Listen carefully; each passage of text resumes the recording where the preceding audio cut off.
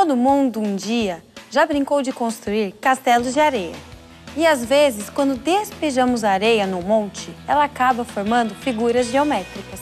Por trás dessa brincadeira, se escondem conceitos interessantes de geometria plana e espacial. Podemos explorar esses conceitos através de um experimento muito simples. Vamos lá?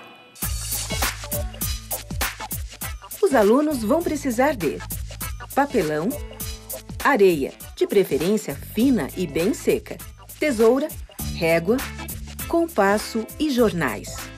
Com o material em mãos, a sala deve ser dividida em duplas ou trios. Assim, a construção dos polígonos será mais rápida e menos cansativa para os alunos. Mas atenção, a organização dos grupos é fundamental.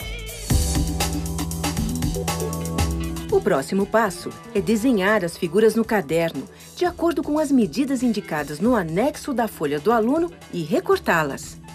É importante que os moldes sejam seguidos à risca e que haja muita atenção com a precisão, a formação dos ângulos retos e o tamanho dos lados, principalmente nos casos do quadrado e do retângulo. Depois, cada grupo deve despejar aos poucos a areia sobre os polígonos até que ela se estabilize sobre o papelão. Isso acontece quando o monte não retém mais a areia, que começa a cair fora do polígono formado. É aí que começam a surgir as divisões de plano a partir dos vértices. É o que chamamos de espinhas do polígono. É importante que os alunos identifiquem essas divisões, observando o monte de areia atentamente, tentando entender o motivo de seu surgimento para finalmente conseguir prever sua formação sobre qualquer figura poligonal. No anexo, há uma sequência de polígonos que deve ser seguida. Os 3 primeiros servirão para os alunos criarem hipóteses sobre as espinhas que observarão em cada montanha, tentando prever como elas serão nas 3 últimas figuras. A primeira figura será o quadrado. Após despejar areia, os alunos precisam ser questionados sobre a origem das linhas, como elas surgiram e o que essas linhas representam em um quadrado. É bem provável que eles achem que a linha é a diagonal do polígono, o que no caso do quadrado é verdade, mas ainda é uma dedução precipitada. O mesmo acontecerá para o retângulo e para o triângulo. É aí que a teoria da diagonal cai por terra. Não existem diagonais no triângulo.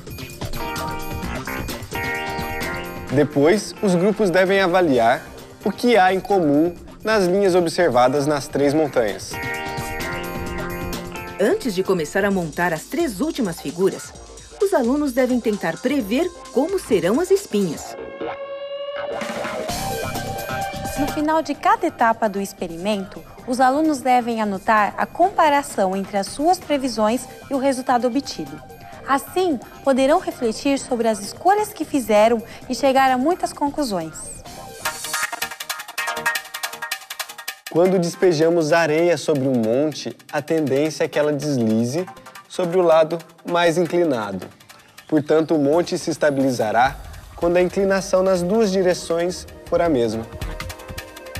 Podemos ainda constatar, por congruência de triângulos, que as inclinações são iguais.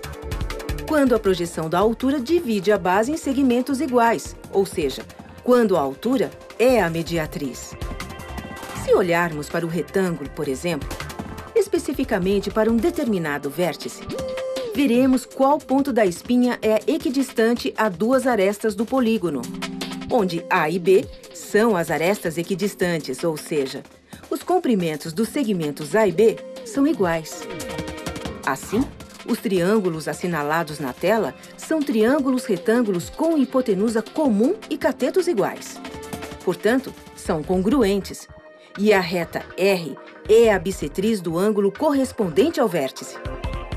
Como para cada ponto desta reta a distância dos lados A e B são iguais, podemos dizer que cada ponto é o centro de uma circunferência que tangencia estes 2 lados.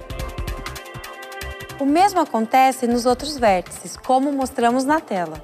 Se partirmos dos vértices P e Q ao longo da espinha do retângulo, e em cada ponto construirmos a circunferência máxima centrada neste ponto da espinha e contida no polígono, obtemos, a partir de cada um dos vértices, família crescente de círculos, até que seus centros coincidem no ponto de bifurcação da espinha. E, neste caso, a circunferência é tangente a 3 lados do polígono. Dessa discussão, podemos concluir que a espinha de um polígono é o lugar geométrico formado pelos centros das circunferências que tangenciam 2 ou mais lados do polígono. Para concluir, os alunos devem realizar a atividade final da folha do aluno: criar um polígono convexo e, antes de despejar a areia, desenhar uma previsão do que acreditam que será a espinha desse polígono. Depois, eles devem despejar a areia sobre a figura e comparar com suas previsões. É importante os alunos entenderem a matemática envolvida no experimento. Boa aula, professor! Valeu!